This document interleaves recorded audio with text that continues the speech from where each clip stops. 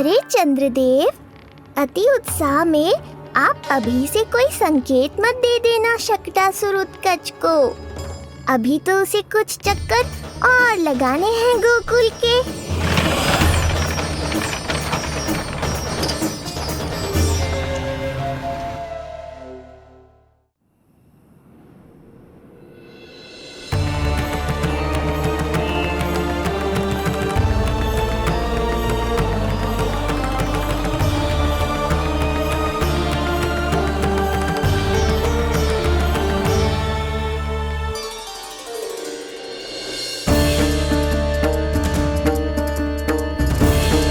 चंद्रदेव, आपका समय पूरा हुआ, अब मेरी बारी है।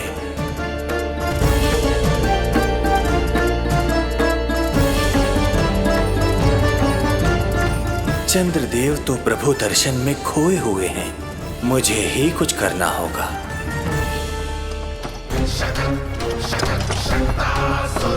पिछले 7 प्रहर से लगभग 7 चक्कर लगा चुका हूँ गोकुल के। कहाँ है वो बालक और उसका घर? कैसे मिलेगा कोई संकेत? अब इसे संकेत देने का समय आ गया है।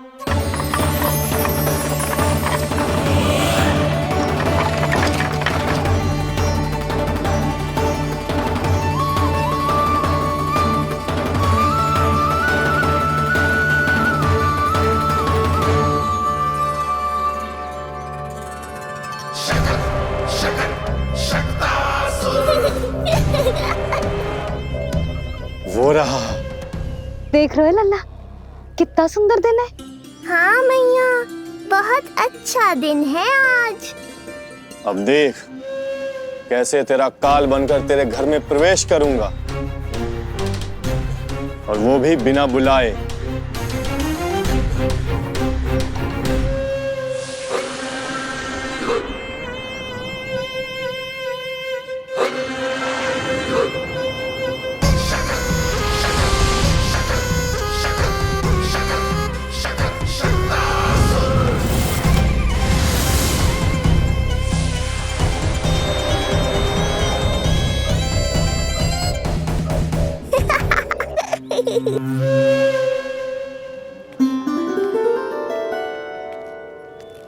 बड़ा आनंद आएगा जब नंद भवन की प्रसन्नता दुख में बदल जाएगी, जब हर्षोल्लास के इन स्वरों के स्थान पर चित्कारें गूंजेंगी। बड़ा आनंद आएगा।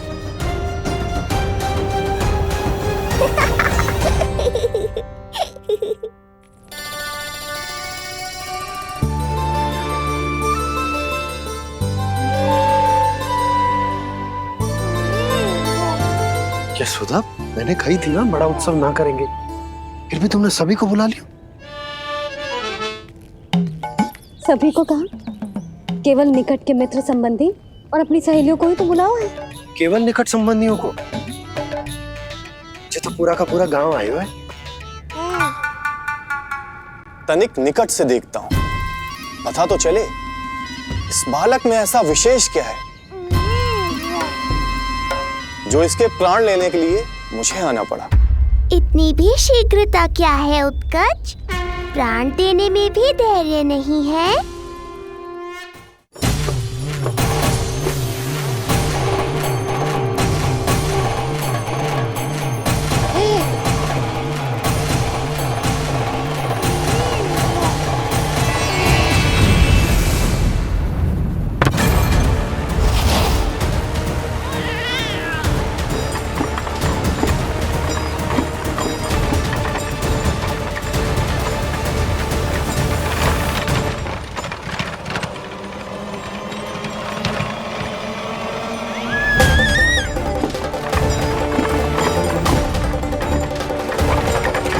बोला रुको।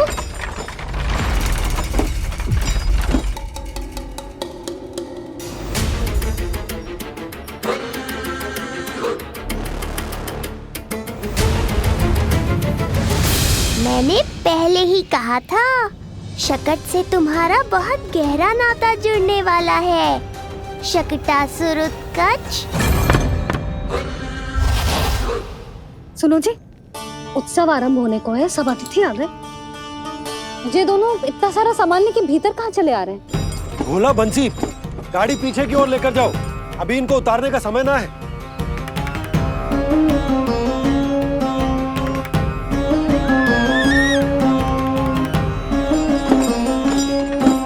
सुनो जी, तनिके से संभालो। तुम कहाँ जा रही हो? पंडित जी के आने के समय हो गए। रोहिणी जीजी को तो बुला लो। आई।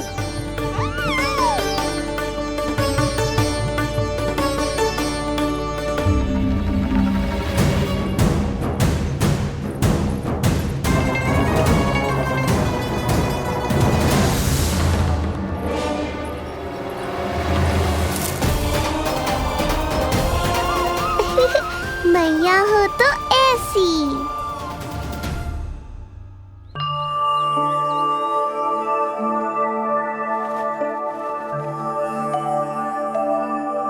आज तुम्हारे छोटे भाई की जन्म नक्षत्र पूजा और उत्सव है, किंतु मुझे क्षमा करना पुत्र, चाहते हुए भी तुम्हें वहां नहीं ले जा सकती। तुम्हारी सुरक्षा के लिए तुम्हारे पिताजी ने ये आदेश दिया था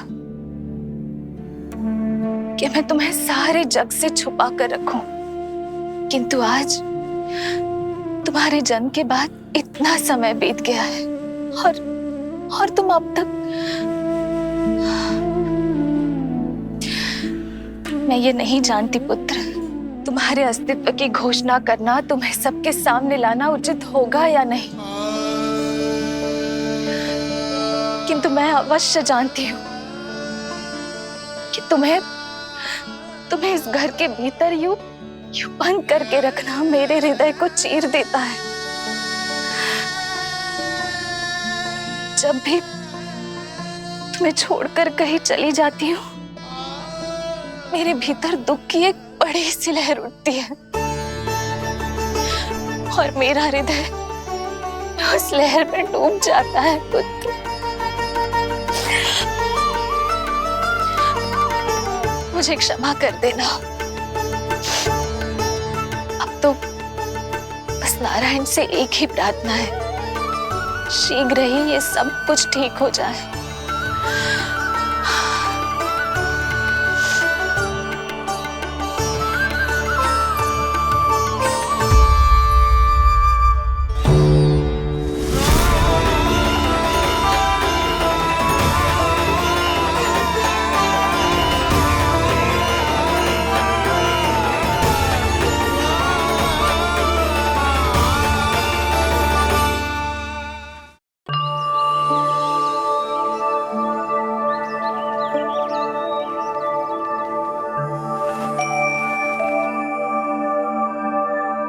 आज तुम्हारे छोटे भाई की जन्म नक्षत्र पूजा और उत्सव है, किंतु मुझे क्षमा करना पुत्र, चाहते हुए भी तुम्हें वहां नहीं ले जा सकती।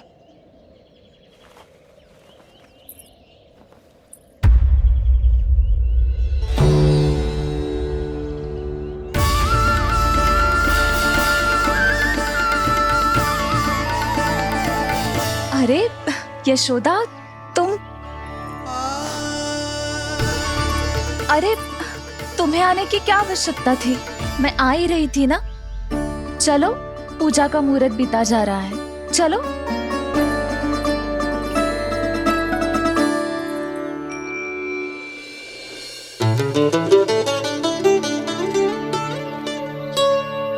कहाँ रह गई ये दोनों?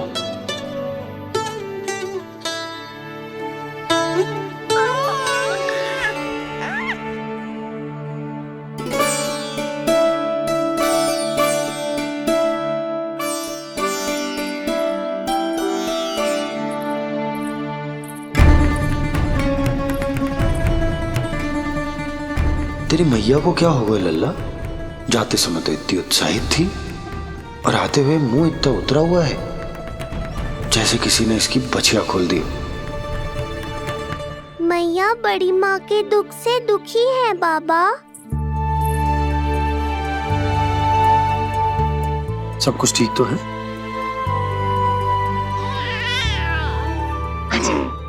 आजा।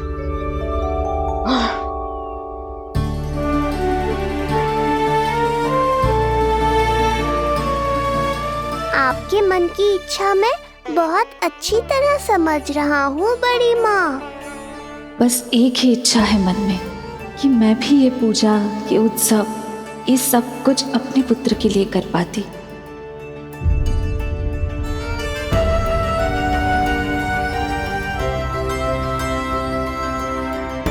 आपका दुख मुझसे छुपाना है जिज्जी।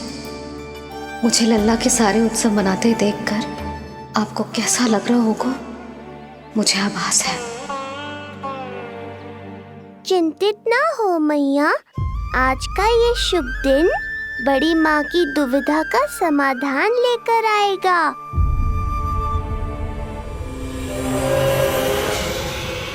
पर उससे पहले इस अनचाहे अतिथि उत्कच को संभालने के लिए मुझे निद्रा देवी की सहायता की आवश्यकता पड़ेगी। आ जाइए निद्रा देवी, यही समय है आपको दिए हुए वचन को पूरा करने का।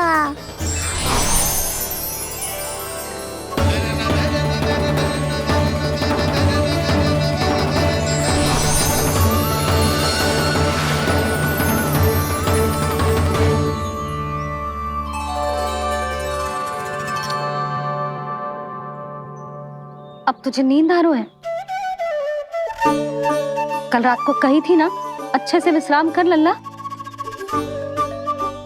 जो तो सोगा, ऐसे तो सुलाने में इतनी उठा पटक कर आतो है। अब देखो। नंदराज जी, रानी जी, पूजा की सारी तैयारियां हो गई हैं। अब विधि आरंभ कीजिए। पंडित जी, लल्ला बहुत गहरी नींद में सो गया है। जे पूजा में लल्ला की आवश्यकता नहीं है, बस आप दोनों हैं तो पूजा हो जाएगी। यशोदा, तुम लल्ला को उचित स्थान पर सुला दो, व्यर्थ ही यहाँ इसकी नींद टूटेगी। चल लल्ला, आजा।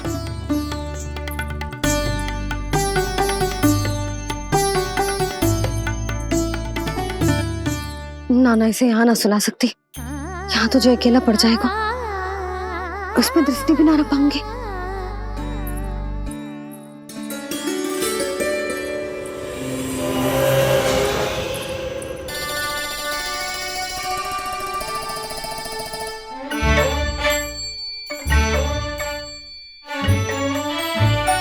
यहाँ सुलाया तो जे सारी की सारी आके इसके साथ खेलने लगेंगी, शांति से सो भी ना पाए कुछ।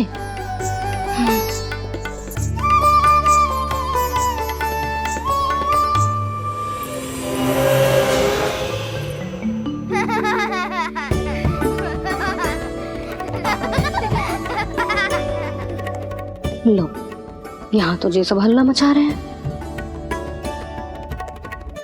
ये है मेरा घोड़ा और ये है मेरी गाड़ी और ये बैठा हिरण। हाँ, वहाँ छांव में सो जाएगा और मेरा पूजा में बैठकर सीधी दृष्टि भी रख पाऊंगी इस पर।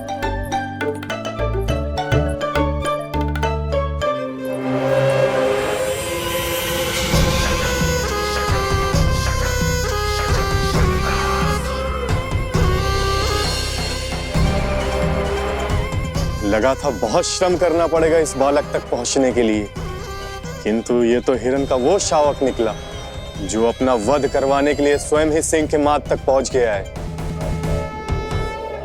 उज्जवल, लल्ला पे दृष्टि रखेगो? हाँ रखूंगा ना ताई जी। खेल खेल में भूल तो ना जाएगो? ठीक है। ठीक है मतलब भूल जाएगो? ना ना, दृष्टि रखोगो। देखियो इसे कोई छेड़े ना, हाँ? और धूप लगे ना तो इधर उधर खसका के छाव में कर दी। मेरा अच्छा बच्चा। और हाँ, खिसकाते समय ध्यान रखियो लल्ला मेरी दृष्टि के सामने ही रहे। आप चिंता मत करो ताई जी, बचपन से ही बच्चों को संभालना आता है मुझे। यशोदा, शीघ्रता करो।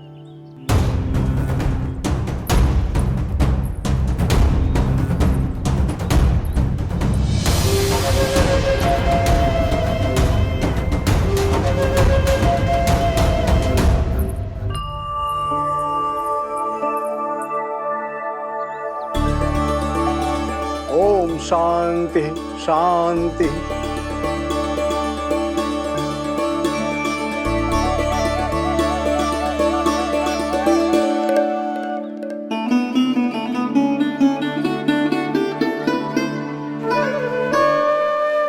प्रथमेश भगवान श्री गणेश की पूजा करेंगे। भगवान श्री गणेश को गंध, हल्दी और धूप चढ़ाइए। परम धाम परम ब्रह्म परेशम परमेश्वरम विघ्न निघ्नकरम शांतम पुष्टकांतम।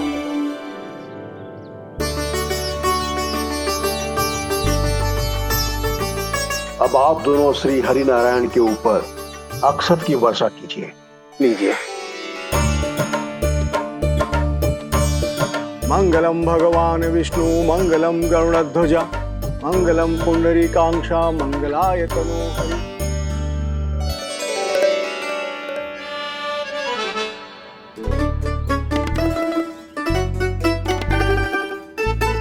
यशोदा,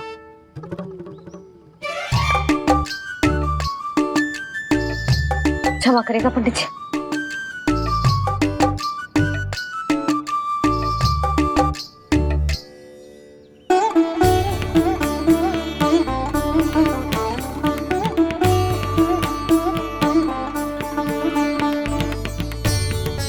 षोडशोपचार विधि संपन्न हुई। अब आप दोनों आंखें बंद करके प्रेम पूर्वक इष्ट देवता से लल्ला के स्वास्थ्य, हित और दीर्घायु के लिए प्रार्थना कीजिए। परम धाम परम ब्रह्म परेशम परमेश्वरम विघ्न निघ्नकरम शांतम पुष्टकांतमनंतकम सुरासुरेंद्र सिद्धेंद्र स्तुतम स्तौम्य परात्परम सुरपति दिनेशम च गणेश कलायनम इदम स्तोत्रम महापुण्यम विघ्न शोकहरम।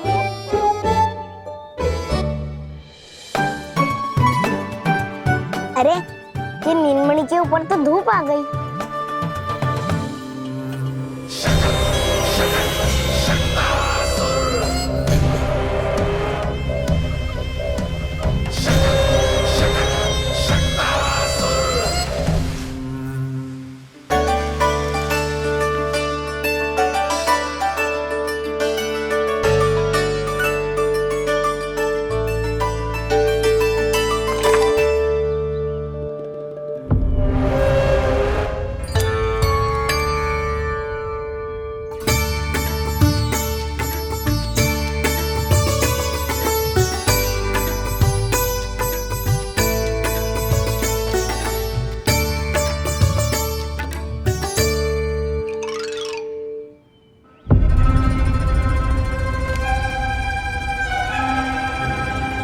ये धूप तो बार बार आ रही है नीलमणि पर, किंतु ताई जी की बात भी माननी है।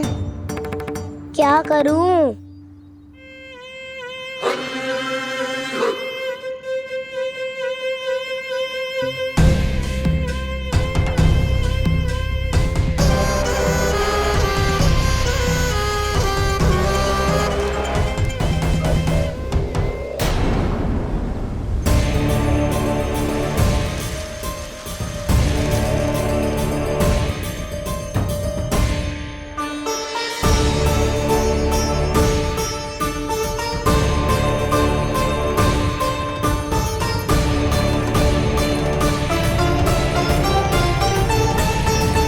जे उज्जवल भी ना एक कार्य ठीक से ना कर सकता। कहाँ है लल्ला?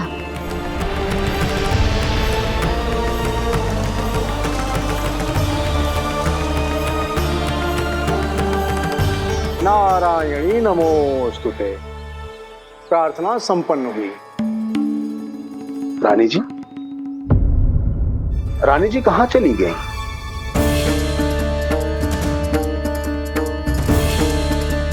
वो रहो, उज्जवल तो पक्की छाव में करती हूँ। मैं व्यर्थ ही क्रोधित हो रही थी। यशोदा, पूजा का संकल्प लेने के पश्चात ऐसे ऐसे उठकर जानो ठीक ना है।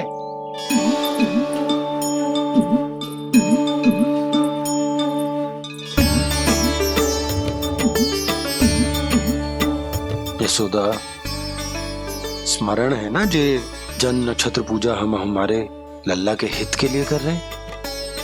ओम सहनावतु सहनो भुनक्तु सह वीर्यं करवावहै यस्मिनावदितमस्तु मा विद्विषावहै। ओम भद्रं कर्णेभिः सूर्यां देवं भद्रं पश्चिमात्।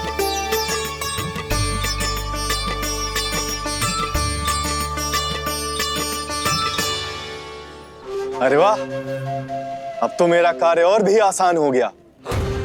इसी सकट के नीचे कुचल दूंगा इस दुष्ट शिशु को। महाराज कंस को उनके जीवन का सबसे शुभ समाचार दूंगा मैं। मेरी आशा है महाराज कि इस बार भी आपकी आशाओं पे कहीं हिमपात ना हो जाए। उत्कच अपना कार्य अवश्य करेगा अस्ति, बल्कि अब तक तो कर भी चुका होगा। बस अब कुछ ही क्षण में शुभ समय।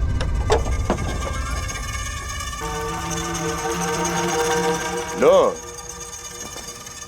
आ गया मेरा शुभ समाचार।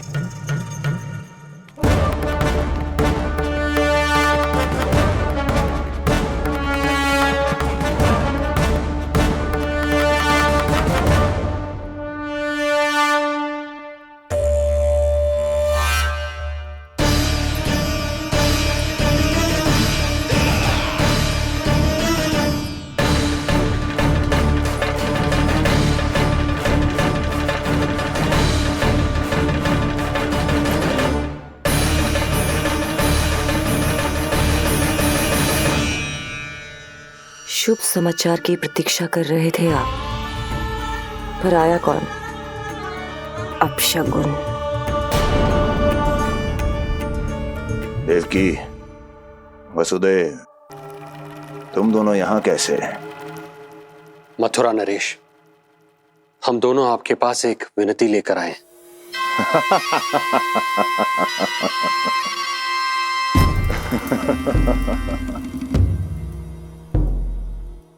जानते हो वसुदेव, मुझे आश्चर्य इस बात का नहीं कि तुम मेरे पास विनती लेकर आए हो।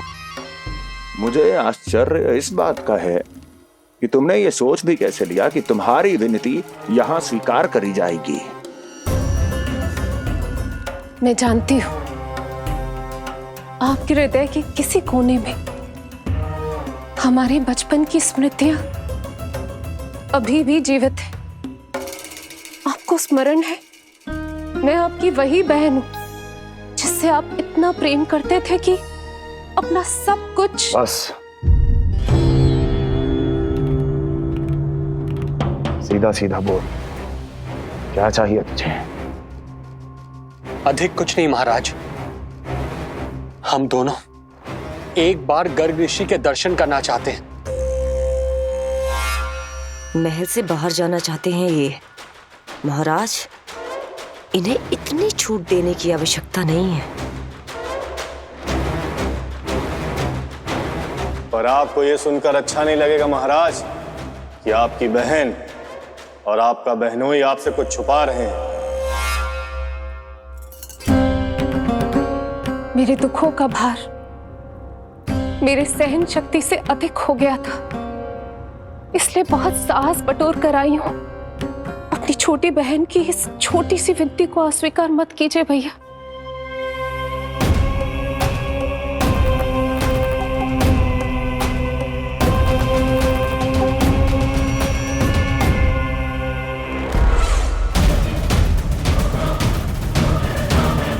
छी छी छी छी, कैसा भाई हूं मैं? मेरी बहन और मेरा बहनोई सामने खड़े हैं और मैं एक अभिमानी सम्राट की तरह इस सिंहासन पर बैठा हूं। छी! नहीं नहीं, ऐसे हाथ जोड़कर मुझे लज्जित ना करें। अरे हाथ तो मुझे जोड़ने चाहिए आप दोनों के सामने। ए देवकी, क्या तेरा भाई इतना निर्दयी है क्या? अरे तेरी एक छोटी सी इच्छा भी स्वीकार नहीं करूंगा क्या? क्या चाहती है? गर्ग ऋषि के आश्रम जाना है तो जा। कुंवर जी, आप तनिक भी चिंता मत कीजिए। कंस अपने परिवार की इच्छा पूरी नहीं करेगा तो किसकी करेगा? आप बस यात्रा की तैयारी कीजिए, आपकी यात्रा का प्रबंध शीघ्र ही हो जाएगा। धन्यवाद मथुरा नरेश। बहुत बहुत धन्यवाद भैया। ठहरिए।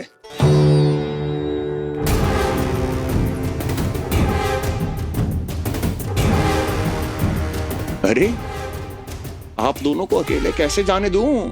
चिंता रहती है मुझे। दसों दिशाओं में शत्रु हैं मेरे, कहीं कुछ अनहोनी घटित हो गई तो। कुंवर जी, आप एक काम कीजिए, आप दुर्जन को साथ ले जाइए।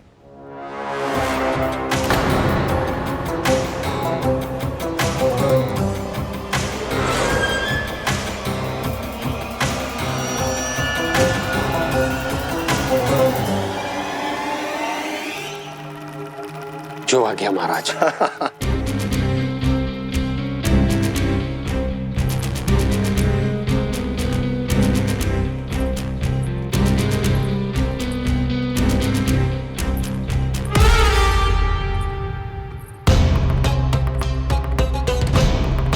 आपने इन्हें जाने की आज्ञा क्यों दी स्वामी? मेरा सुझाव क्यों नहीं माना आपने? हर समय तुम्हारा सुझाव मानना आवश्यक नहीं है प्रिय। जाल बिछा दिया है ये देखने के लिए कि ये दोनों मेरे विरुद्ध क्या षड्यंत्र रच रहे हैं।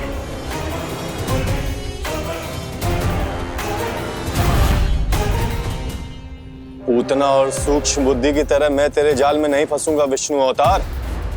उन्होंने तेरे सामने आने की भूल की थी, पर मैं तुझे दिखाई नहीं दूंगा। अदृश्य रूप में ही तेरा वध करूंगा।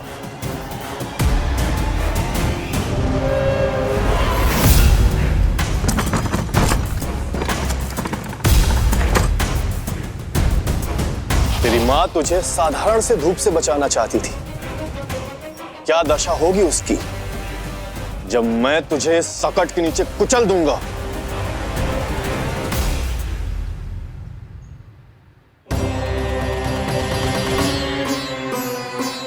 जाने ये पूजा कब समाप्त होगी?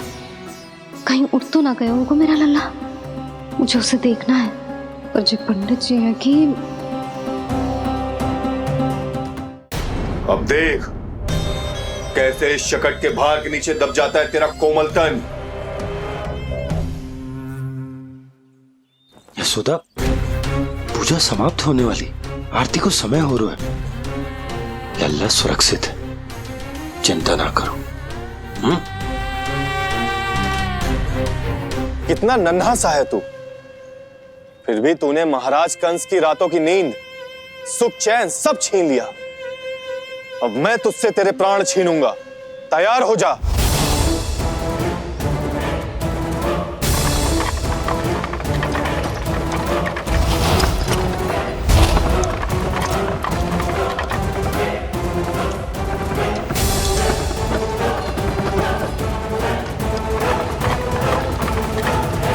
ये क्या हो रहा है?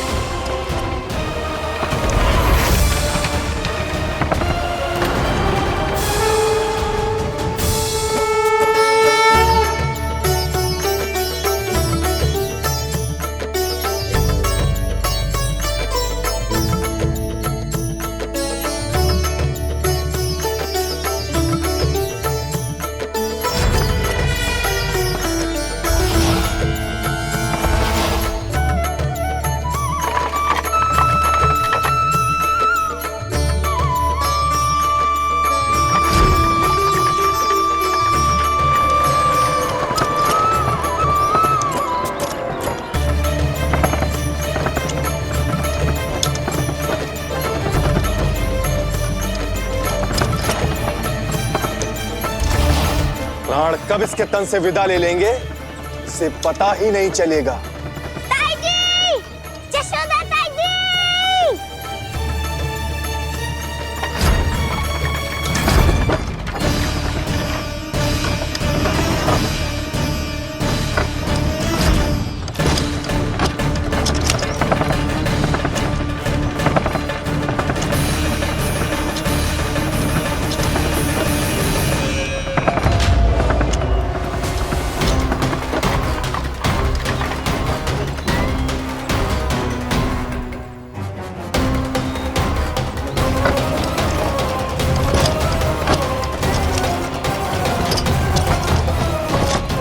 निद्रा देवी, समय हो गया है।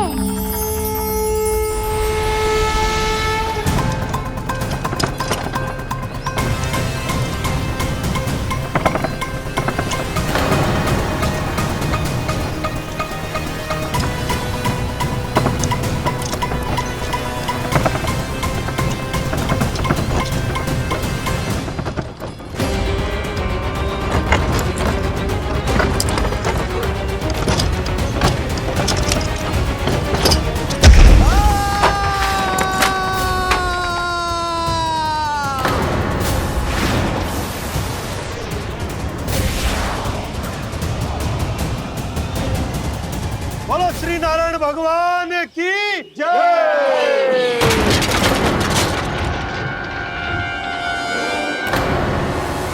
यशोदा दाई जी, जल्दी आओ।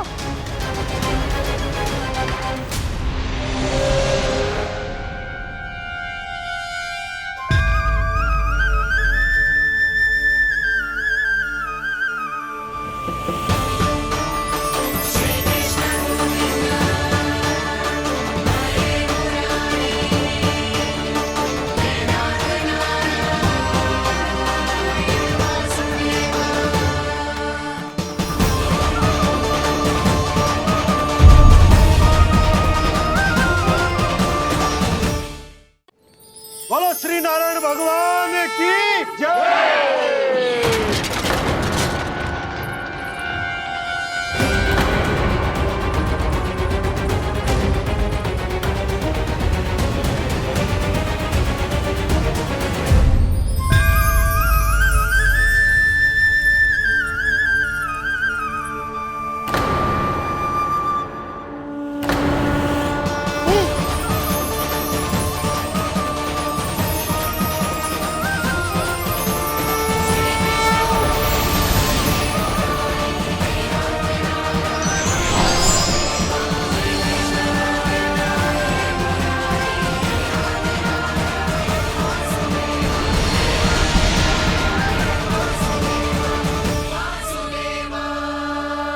प्रभु,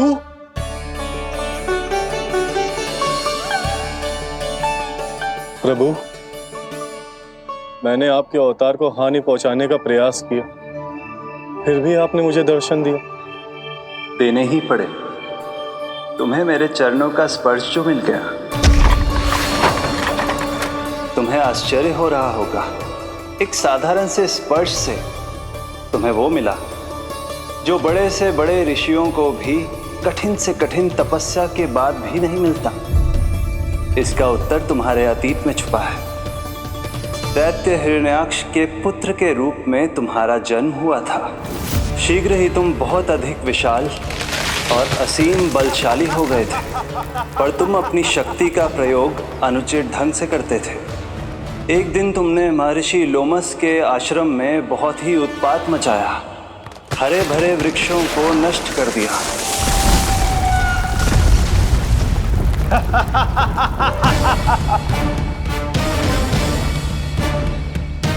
देख क्या रहे हो ऋषिवर? ये विशाल वृक्ष भी मेरे इस विराट तन के आगे कुछ भी नहीं है। जिसे स्वयं अर्जित तक नहीं किया, उस तन पर इतना अभिमान, तो सुन ले, जिनसे तेरा तन बना है उन्हीं पंच तत्वों में इसी क्षण ये विलीन हो जाएगा। ये मेरा श्राप है तुझे, मेरा श्राप है तुझे।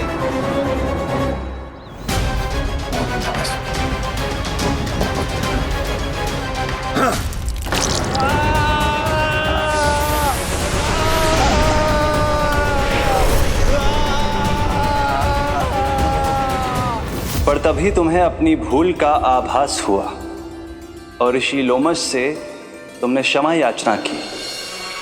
क्षमा करे ऋषिवर, क्षमा करे। मैं मूर्ख, अभिमानी हूँ, अज्ञानी हूँ, परंतु आप तो दया के सागर है। कृपा करे ऋषिवर, कृपा करे। बिना तन के मैं कैसे जीवित रह पाऊंगा? तुम जीवित भी रहोगे और अपने दैनिक कार्यों का संचालन भी कर पाओगे, किंतु सजीव प्राणियों या निर्जीव वस्तुओं की सहायता से। ऐसा जीवन तो मृत्यु के समान है ऋषिवर। इससे अच्छा है आप मुझे जीवन से मुक्ति दे दो। मुक्ति भी अवश्य मिलेगी तुम्हें, पर जब तुम परम प्रभु श्री हरि नारायण के चरणों का स्पर्श करोगे। और यही नहीं शक्तासुर, कल जब तुम मुझे खोज नहीं पा रहे थे तब भी तुमने हार नहीं मानी। 7 प्रहर तक 7 बार मेरी और मेरे गोकुल की परिक्रमा की। इस क्रम में तुमने अनजाने में ही अपना पश्चाताप पूरा किया और पुण्य अर्जित कर लिया। इसलिए मैं तुम्हें मोक्ष प्रदान करता हूं।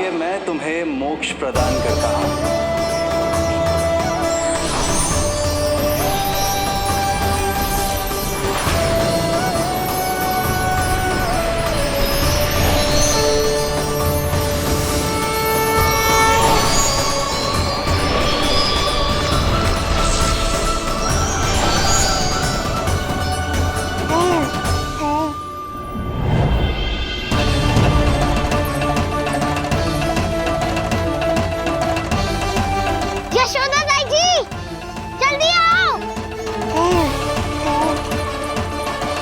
नीलमणि, मेरा लल्ला। लल्ला, तुझे कुछ हुआ तो ना है ना? तुम ठीक तो है ना? मेरा नीलमणि, मेरा प्यारा बच्चा।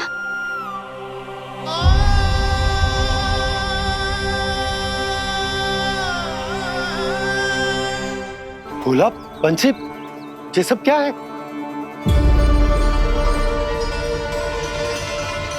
उज्जवल, ये किसने करो है? और देख, कहानी मत सुनाइयो। उज्जवल पुत्र, कैसे हुआ ये सब? किसने किया? और किसने? महाबली नीलमणि ने, बड़ी ताई जी।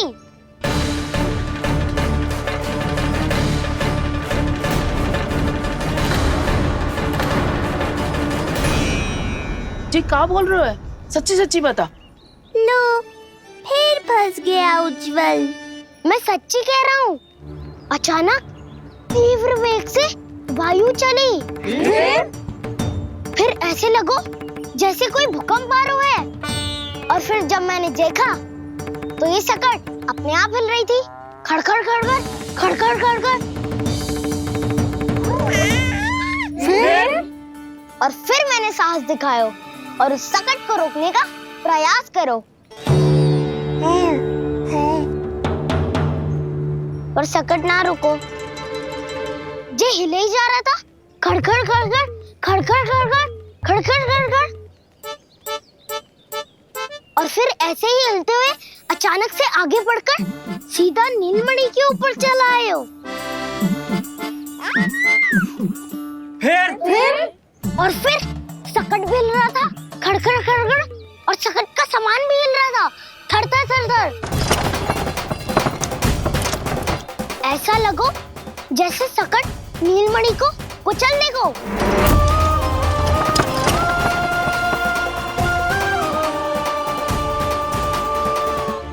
पर तभी जे जाग गए हो, इसने खींचकर अपने पांव का प्रहार करो और चीख गया सकट आकाश पे।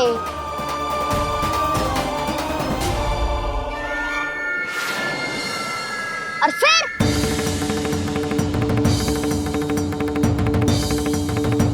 धड़ाम,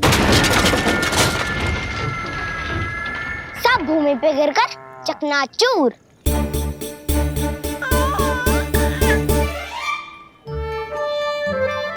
मैं सच्ची कह रहा हूँ ताई जी, नीलमणि के पैर का स्पर्श होते ही वो सकट ऐसे वायु में उड़ी जैसे कोई फूल।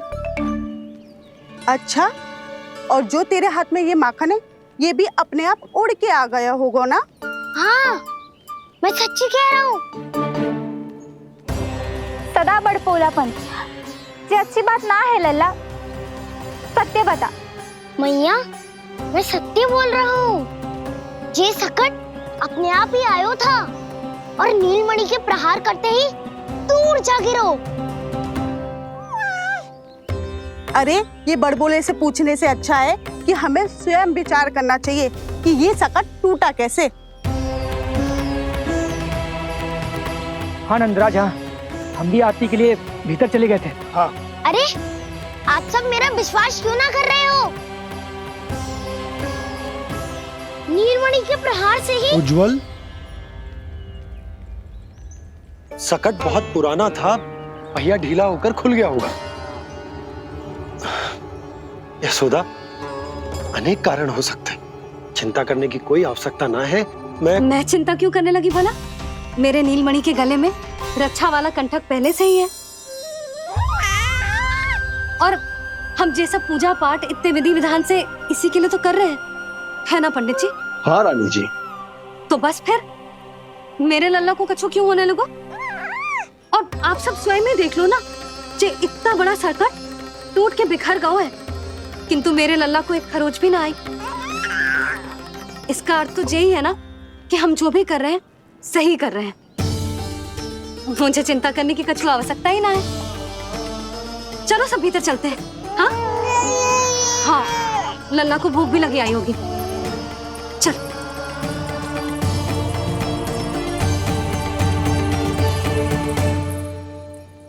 नंदराज जी, अब हमें भी आज्ञा दीजिए। प्रणाम पंडित जी। ध्यान कहाँ था तुम दोनों का? और अधिक सावधान रहने की आवश्यकता थी ना? क्षमा कीजिए नंदराज।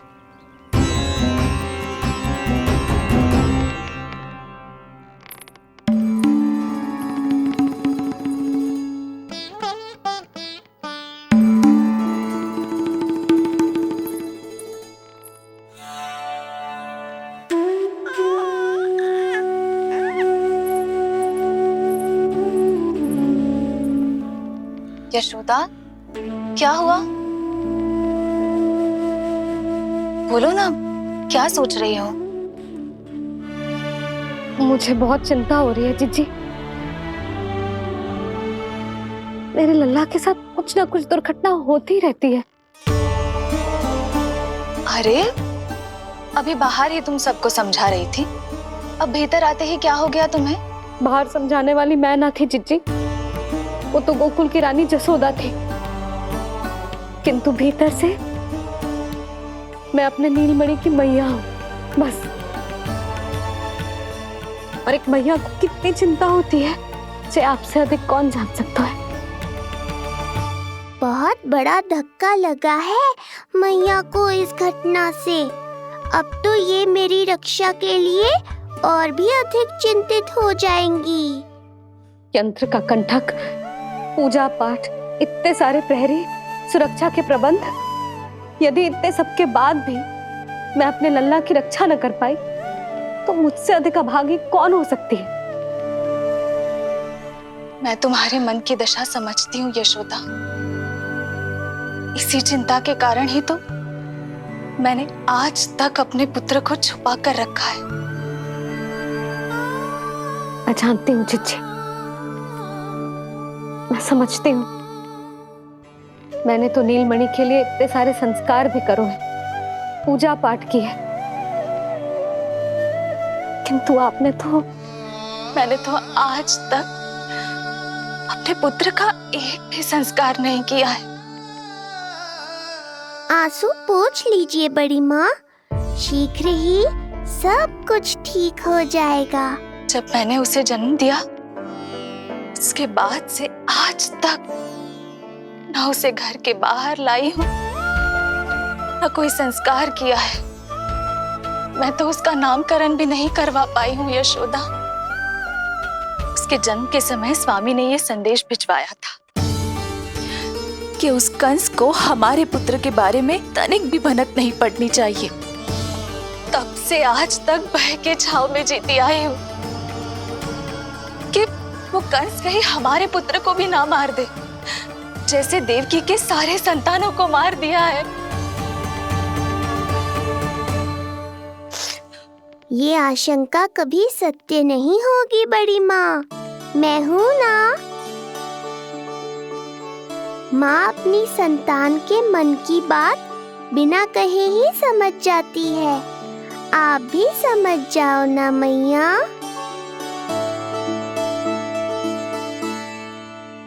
जीजी, हमें रोना ना चाहिए। हमें देख के लल्ला भी रो रहा है। मैया, आपकी सहायता की आवश्यकता है मुझे। मुझे ऐसे क्यों लग रहा है जैसे लल्ला मुझसे कुछ कहना चाह रहा है। दाऊ को हम सबसे दूर कब तक रखेंगे बड़ी माँ? ये सोच रहे होगा कि अब तक आपने इसके दाऊ को छुपा के क्यों रखो है। मैं उनसे मिलना चाहता हूँ मैया। चिच्ची, कितना मन करता होगा ना इसका अपने दाऊ से मिलने का। और आपके लल्ला का भी तो मन करता होगा ना कि अपने छोटे भाई को मिले। कितनी बातें करते हैं हम दोनों की इनके सामने। हाँ यशोदा, मैं भी अपने पुत्र को नीलमणि के बारे में सब कुछ बताती हूँ। तो बस फिर हमें साथ साथ रखिए ना। मेरा आधा हिस्सा है वो, उनके बिना मैं अधूरा हूँ मैया। ये दोनों भाई एक दूसरे के बिना अधूरे हैं जिज्जी। हमें इन दोनों को साथ ही रखना चाहिए। आप ही सोचो, यदि नीलमणि की रक्षा होगी तो आपका लल्ला भी तो सुरक्षित रहेगा। तुम सच कह रही हो यशोदा, हमें इन दोनों को मिलाना चाहिए और साथ में ही रखना चाहिए, सुरक्षित। तब तो शीघ्र ही पंडित जी को बुलाकर हमें शुभ मुहूर्त निकलवाना चाहिए। शुभ मुहूर्त? हाँ, शुभ मुहूर्त। दोनों भाइयों के मिलन के साथ साथ उनका नामकरण संस्कार भी करवा देते। अब अपने दाऊ से मिलूंगा मैं।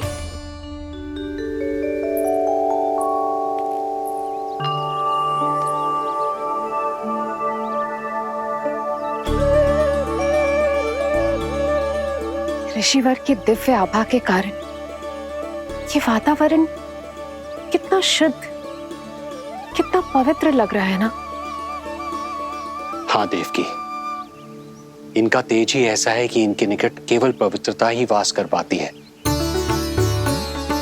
किसी भी प्रकार की दुष्टता इनके पास जाने से पहले ही नष्ट हो जाती है।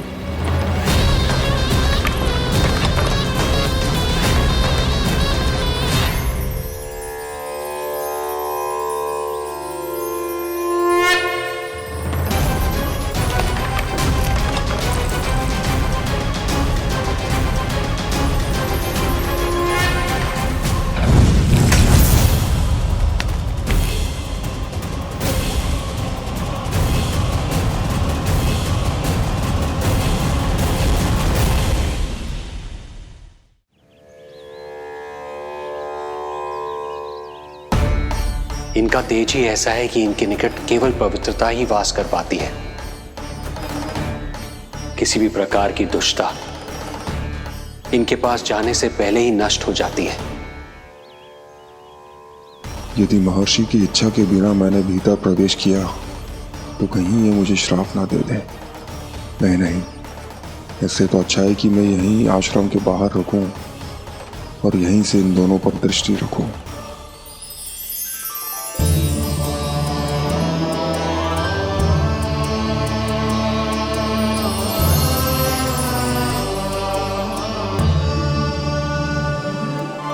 आपके आने का आभास हो गया था राजन।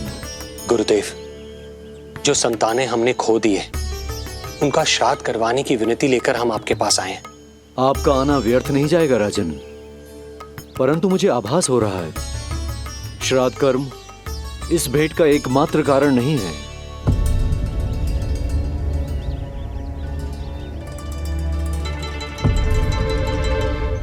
आपको उसकी या कंस की चिंता करने की कोई आवश्यकता नहीं है।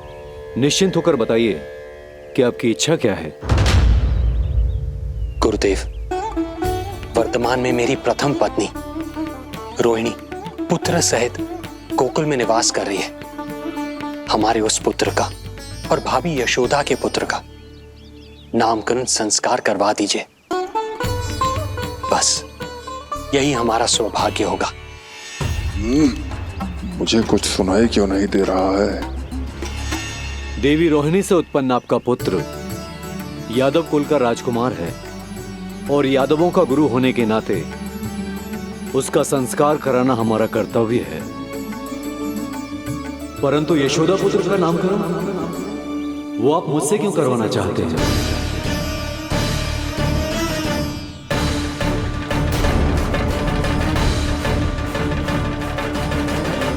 गुरुदेव,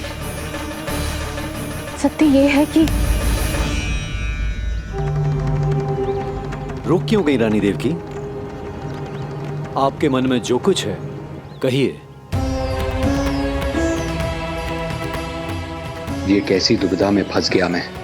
यदि मैंने गुरुदेव को यशोदा पुत्र का सत्य बताया तो कंस को भी पता चल जाएगा, और यदि नहीं बताया तो कहीं ऐसा ना हो कि ऋषिवर ही बुरा मान जाए। लगता है आप दोनों की दुविधा मेरे अनुमान से भी बहुत बड़ी है। अपनी या अपने पुत्र की कुंडली लाए हैं राजन? जी गुरुदेव, अपनी कुंडली है मेरे पास। देवकी,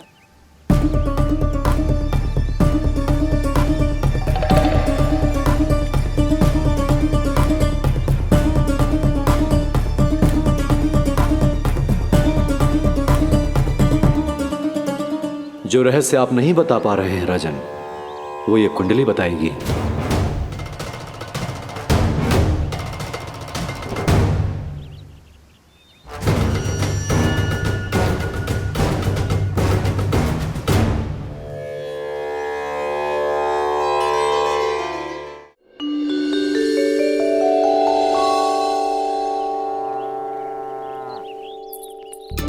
लल्ला, बता कैसी है जगदा?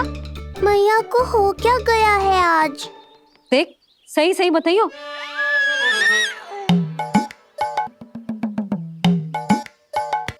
अच्छी है ना? पसंद आएगी ना उसे? हाँ? या फिर जे मोर पंख वाला मुकुट दे दूं? पहली बार मिल रहा है तू, उपहार तो देना चाहिए ना? पर बड़े तो वो है ना मैया, उपहार तो वो देंगे मुझे।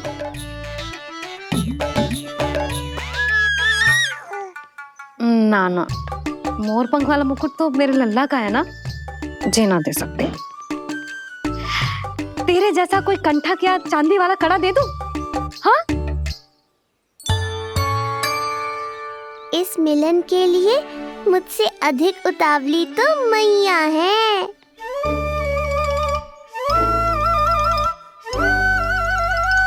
अच्छा, जे उपहार छोड़, तू तो जे बता कि तू उसे बुलाएगा क्या कह के? अन्य सभी के जैसे बड़े भैया या गांव वालों के जैसे दद्दा बुलाएगो, या फिर बड़े नगरों में जैसे बुलाते हैं ज्येष्ठ भ्राता बुलाएगो, या फिर प्रेम से बुलाएगो दाऊ दाऊ बुलाएगो ना?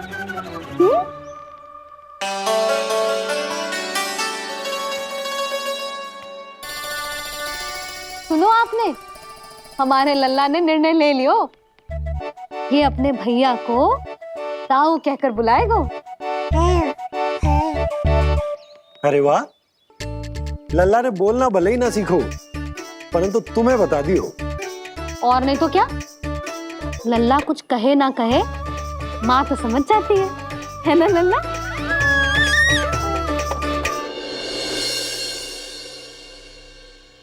और इसने दाऊ वाली बात पे हाँ भी की है।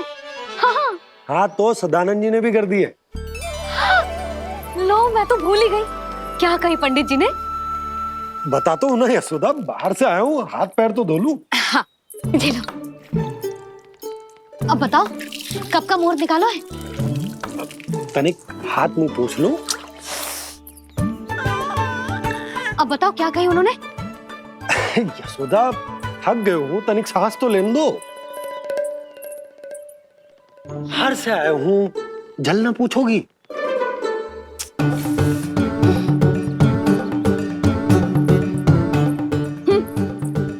अब बता दो जी।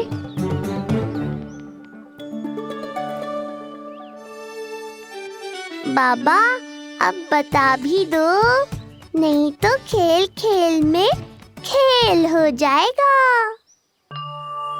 हाँ बताओ।